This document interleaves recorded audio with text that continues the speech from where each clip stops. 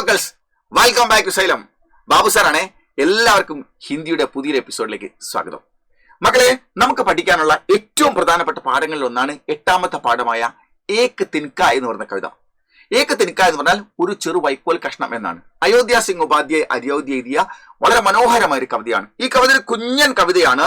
നമുക്ക് 4 വരികളുള്ള 3 പാരഗ്രാഫാണ് തന്നിരിക്കുന്നത്. എന്താണ് ഈ കവിതയിൽ പറയുന്നത്? അഹങ്കാരവും ഗർവവും മുത്ത് ഞാൻ ആരെയും വകവയ്ക്കാതെ ഞാനാണ് വലിയവൻ എന്നുള്ള ഭാവത്തോടുകൂടി എന്റെ വീടിന്റെ മട്ടുപ്പാവിൽ ഞാൻ ഇങ്ങനെ അഹങ്കാരത്തോടു കൂടി നിൽക്കുകയായിരുന്നു. അങ്ങനെ അഹങ്കാരം നിറഞ്ഞ ഭാവത്തോട് ഞാൻ നിൽക്കുന്ന സമയത്ത് പെട്ടെന്ന് ദൂരെ നിന്ന് ഒരു ചെറു വൈക്കോൽ കഷ്ണം എന്റെ കണ്ണിൽ വന്നു പതിച്ചു.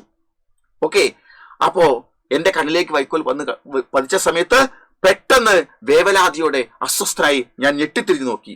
അപ്പോ എന്റെ കണ്ണ് ചുവന്നിട്ട് വേദനിക്കാൻ തുടങ്ങി. ആളുകൾ വസ്ത്രാഗ്രഹം ചുരുട്ടിയിട്ട് ആ പുൽ നാമ്പ്, ആ പൊടിയെടുക്കാൻ വേണ്ടി എന്റെ അടുത്തേക്ക് ഓടി വന്ന് സഹായിച്ചു. അപ്പോ വൈക്കോൽ കഷ്ണം എങ്ങനെയൊക്കെയോ എന്റെ കണ്ണിൽ നിന്ന് എടുത്തു മാറ്റി. അങ്ങനെ വൈക്കോൽ കഷ്ണം എടുത്തു മാറ്റിയ സമയത്ത് പെട്ടെന്ന് എന്നിലുണ്ടായിരുന്ന അഹങ്കാരം ആരും അറിയാതെ ഇറങ്ങി ഓടിപ്പോയി. ആ സമയത്ത് എന്റെ വിവേകം എന്നോട് ഇങ്ങനെ പറഞ്ഞു, നീ ഇത്രയും വലിയ അഹങ്കരിച്ചിരുന്നതായിരുന്നില്ലേ? എന്തിനു വേണ്ടിയായിരുന്നു നീ അഹങ്കരിച്ചിരുന്നത്? നീ ഒരു കാര്യം മനസ്സിലാക്കുക.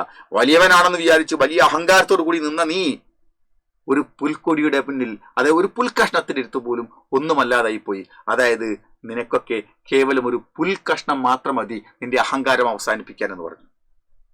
ഓക്കെ, ഇതാണ് ഈ കവിത. വലിയ സന്ദേശം നൽകുന്ന കവിതയാണിത്. നമുക്ക് ഈ കവിതയിൽ നിന്ന് നമുക്ക് കവിതയുടെ ആശയം പഠിക്കേണ്ടതുണ്ട്. അതൊക്കെ ആശയങ്ങളൊക്കെ നമ്മൾ പഠിച്ചതാണ്. ഇനി നമുക്ക് ഇതിൽ നിന്ന് മറ്റൊരു ക്വസ്റ്റ്യൻസ് ആണ്, വളരെ സാധ്യതയുള്ള ഒരു ക്വസ്റ്റ്യൻസ് ആണ്.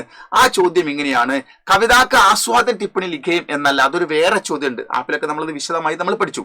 ഇത് നമ്മൾ നോക്കൂ, കവിതാക്ക ആശയ ലിഖ എന്നാണ്. അതായത് കവിതാക്ക ആശയ ലിഖ എന്ന് പറഞ്ഞാൽ കവിതാംശക്ക ആശയ ലിഖ എന്നാണ് ഇവിടെ പറഞ്ഞത്. നോക്കൂ, കവിതാംശാണ്. അപ്പൊ നിങ്ങൾക്ക് മൊത്തം കവിത തരില്ല, കേവലം 4 വരി ആണ് തരുന്നത്. കവിതയിലെ ഏറ്റവും ഇമ്പോർട്ടന്റ് ആയ 4 വരി എന്ന് പറയുന്നത് അവസാനത്തെ 4 വരിയാണ് ഇപ്പൊ ഞാൻ ഇവിടെ കൊടുത്തിരിക്കുന്നത്.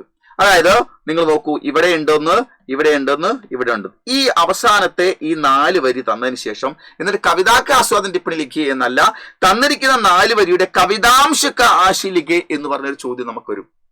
അങ്ങനെ വന്നു കഴിഞ്ഞാൽ നമ്മൾ എങ്ങനെയാണ് അതിന്റെ ആൻസർ ചെയ്തേണ്ടത്? നോക്കൂ, ഇതാണ് ആ വരി.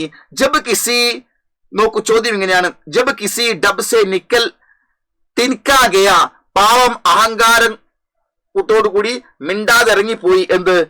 തബ് സമച്ചിനെ യോ മുച്ഛസേ താനേ ദി, അപ്പോൾ എന്റെ വിവേകം എന്നോട് ഇങ്ങനെ, അഹങ്കാരം കാണിച്ച എന്നോട് ഇങ്ങനെ ചോദിച്ചു: ആൻഡ് താത്തു കിസിലിയെ ഇത്തനാ രഹ, നീ അഹങ്കാരം നിറഞ്ഞ് എന്തിനാണ് ഇത്രയും നേരം നിന്നിരുന്നത്? ഏക് തിൻകാഹേ ബോധ് തെരിയില്ലേ, നിന്റെ ഈ അഹങ്കാരമൊക്കെ അവസാനിപ്പിക്കാൻ കേവലം ഒരു വൈക്കോൽ കഷ്ണം മാത്രം മതി. എന്നിട്ടും അത് മനസ്സിലാക്കാതെ നീ വലിയൊരു സംഭവമാണെന്ന് വിചാരിച്ച് അഹങ്കരിച്ച് നിന്നത് എന്തിനായിരുന്നു എന്നുള്ള ഈ 4 വരി ചോദിച്ചിട്ട് കവിതാംശിക്ക ആശയ ലിഖ എന്ന് ചോദിച്ചാൽ നമ്മൾ ഇതിന്റെ ആൻസർ ചെയ്തത് ഇങ്ങനെയാണ്. നോക്കൂ മക്കളെ, അയോധ്യ സിംഗ് ഉപാധ്യായ അരിയൗദിന്റെ സന്ദേശാത്മക കവിതാഹെ, ഒരു മെസ്സേജ്, കൃത്യമായ മെസ്സേജ് നൽകുന്ന ഒരു കവിതയാണ് ഏക് തിൻക, ഒരു വൈക്കോൽ കഷ്ണം എന്നുള്ളത്. ഏക് ദിൻ കവി, ഒരു ദിവസം കവി തന്നെ ഇങ്ങനെ പറയാണ്: അഹങ്കാർ കെ സാത്ത്, ആ കവി തന്നെ അഹങ്കാരത്തോടു കൂടി അപ്പനെ മക്കാൻ കെ മുണ്ടേർ പർ ഖഡേ ഥേ, തന്റെ വീടിന്റെ മട്ടുപ്പാവിൽ ഇങ്ങനെ നിൽക്കുകയായിരുന്നു. ഏക് തിൻക ഹവാമേ ഉഡ്കർ, ഒരു തിൻക, ഒരു വൈക്കോൽ കഷ്ണം, ഹവാമേ ഉഡ്കർ, കാറ്റിൽ ഇങ്ങനെ പറന്നിട്ട് ഉൻകി ആങ്കോമേ ആപ്പട, ആ കവിയുടെ കണ്ണിൽ വന്നു പതിച്ചു. കവിക്കോ ബഡി തക്ലീഫ് ഹുയി, അദ്ദേഹത്തിന് വലിയ പ്രയാസം ബുദ്ധിമുട്ടും വന്നു. കിസി തരക്ക്, എങ്ങനെയൊക്കെയോ തിൻക നിക്കാലാ ഗയ, ആളുകൾ കൊടുത്ത വസ്ത്രാഗ്രഹം കൊണ്ടൊക്കെ കണ്ണിൽ നിന്ന് ആ പൊടി അങ്ങ് മാറ്റി. തബി സമച്ചനെ, അപ്പോൾ വിവേകം, ഉനെ സമച്ചാനേ ലഗ, അദ്ദേഹത്തെ മനസ്സിലാക്കിക്കാൻ വേണ്ടി വന്നു. എന്ത്? വിവേകം എന്ന് പറഞ്ഞാൽ അദ്ദേഹത്തിന്റെ ഉള്ളിലുള്ള തിരിച്ചറിവ്. തും ഇത്ര ഗമണ്ടിക്കോ, നീ ഇത്രയും വലിയ അഹങ്കാരം നിറഞ്ഞവനായി നിൽക്കുന്നത് എന്തുകൊണ്ടാണ്? തുമാരെ ജൈസെ ലോഗോം കി, നിന്നെ പോലുള്ള ആളുകളുടെ ഗമണ്ട് ദൂർ കർണേക്കില്ലേ, അഹങ്കാരം, ഗമണ്ട് എന്ന് പറഞ്ഞാൽ എന്താ? അഹങ്കാരം ദൂർ കർണേക്കിൽ, ഇല്ലാതാക്കാൻ വേണ്ടിയിട്ട് ഏക് തിൻകാ ഹി കാഫി ഹേ, ഒരു വൈക്കോൽ കഷ്ണം പോലും കാഫി ഹേ, ധാരാളമാണ്. അത് മനസ്സിലാക്കാതെയാണ് നീ വലിയ അഹങ്കാരത്തോടുകൂടി ഇത്രയും നേരം നിന്നത്. കവി കഹന ചാത്തേ, അവസാനം കവി പറയാൻ ആഗ്രഹിക്കുന്നു കി എന്തെന്നാൽ കിസിക്കോബി, ആരും തന്നെ അപ്പനെ ക്ഷമതാ പർ, തങ്ങൾക്കുള്ള കഴിവിൽ ഗമണ്ട് നഹി കർണ ചാഹിയെ. മറ്റുള്ളവരെക്കാൾ എന്തെല്ലാം കഴിവ് നമുക്കുണ്ടെങ്കിലും നമ്മൾ മറ്റുള്ളവരെക്കാൾ വലിയവനാണ് എന്നുള്ള വലിയ അഹങ്കാരമൊന്നും വെച്ച് പുലർത്തേണ്ടതില്ല. കവിത ബിൽക്കുൽ പ്രാസംഗികെ. ഈ കവിത തീർത്തും പ്രാസംഗിക, ആനുകാലിക, പ്രസക്തമാണ് എന്ന് പറഞ്ഞാൽ എന്നും പ്രസക്തമാണ്. ഈ കവിത നമ്മൾ മറ്റുള്ളവരെക്കാൾ വലിയവനാണെന്നുള്ള തോന്നൽ ആർക്കുണ്ടാവുന്നു അത് അപകടകരമാണ് എന്ന് പറയുന്നു. തിൻകെ മേ ബി ബഡി താക്കത്ത് ഹെ. നിങ്ങൾ മനസ്സിലാക്കേണ്ടത് നിങ്ങൾ പുൽക്കൊടിയായി കാണുന്ന ഈ വൈക്കോൽ കഷ്ണത്തിലും വലിയ ശക്തി ഉണ്ട് എന്ന് മനസ്സിലാക്കണം. നിങ്ങളിലല്ല ശക്തി, അതിന് പോലും ശക്തിയുണ്ട്. ചാഹേ വ ദേഖനെ മേ ബഹുത് ചോട്ടാ ഹേ.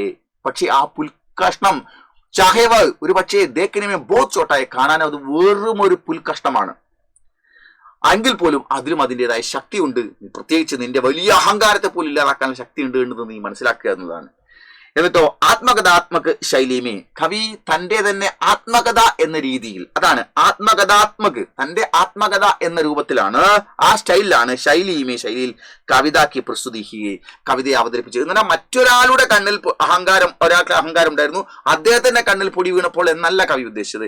ഞാൻ അഹങ്കാരം ഒട്ടു നിൽക്കുകയായിരുന്നു, അപ്പോഴാണ് എന്റെ കണ്ണിലേക്ക് പൊടി വീണത് എന്ന ഭാവത്തിലാണ് പറയുന്നത്. ആ പൊടി പോയ സമയത്താണ് എന്റെ മനസാക്ഷി എന്നോട് പറയുന്നത്, നീ അഹങ്കാരം കൊണ്ട് നിൽക്കാൻ പാടില്ലായിരുന്നു. നീ മനസ്സിലാക്കേണ്ടത് നിന്റെ അഹങ്കാരം ഇല്ലാതാക്കാൻ ഒരു പുൽക്കൊടിക്ക് പോലും കഴിയുമെന്നുള്ളത് നീ മനസ്സിലാക്കണം എന്നുള്ള വിവേകം, തിരിച്ചറിവ് എന്നെ ബോധ്യപ്പെടുത്തിക്കൊണ്ടിരിക്കുന്നുണ്ടായിരുന്നു. ഇതാണ് ഈ കവിതയിൽ ഏറ്റവും പ്രധാനപ്പെട്ട വരിയിൽ നമ്മൾ പഠിക്കേണ്ട കാര്യം. ഇത് നമ്മൾ കൃത്യമായിട്ട് പഠിക്കുക. പരീക്ഷയിൽ തീർച്ചയായും ചോദിക്കാൻ വളരെയേറെ സാധ്യതയുള്ള ഒരു ചോദ്യമാണത്. ഓക്കെ, ഇത്തരം കാര്യങ്ങളൊക്കെ നമ്മൾ ബാച്ചിലൂടെ നമ്മൾ കൃത്യമായിട്ട് പഠിക്കുന്നുണ്ട്. അപ്പോൾ കൂടുതലായിട്ട് എല്ലാ സബ്ജക്റ്റിലും ഏറ്റവും ഇമ്പോർട്ടൻ്റ് ആയിട്ടുള്ള പ്രധാനപ്പെട്ട കാര്യങ്ങളൊക്കെ വിട്ടുപോകാതെ പഠിക്കാൻ വേണ്ടി നിങ്ങൾ നമ്മുടെ അസ്ത്ര ബാച്ചിൽ ജോയിൻ ചെയ്യുക. 30,000-ലധികം നമ്മൾ ഓൾറെഡി കുട്ടികൾ ബാച്ചിൽ ജോയിൻ ചെയ്ത് പഠിച്ചുകൊണ്ടിരിക്കുന്നുണ്ട്. അപ്പോൾ നമുക്ക് കൂടുതൽ കാര്യങ്ങളൊക്കെ നമുക്ക് ബാച്ചിൽ കാണാം. എല്ലാവരും നമ്മൾ നോക്ക് 9995400800 എന്ന നമ്പറിൽ കോൺടാക്ട് ചെയ്യുക. ഇനിയുള്ള ദിവസങ്ങളിൽ കൂടുതൽ നമുക്ക് മെച്ചത്തോടെ പഠിച്ച് ഉന്നത വിജയം കരസ്ഥമാക്കാൻ വേണ്ടി എല്ലാവരും നമ്മുടെ ആപ്പിൽ ജോയിൻ ചെയ്യുക. അപ്പോൾ നമുക്ക് ബാച്ചിൽ കാണാം. Okay, by.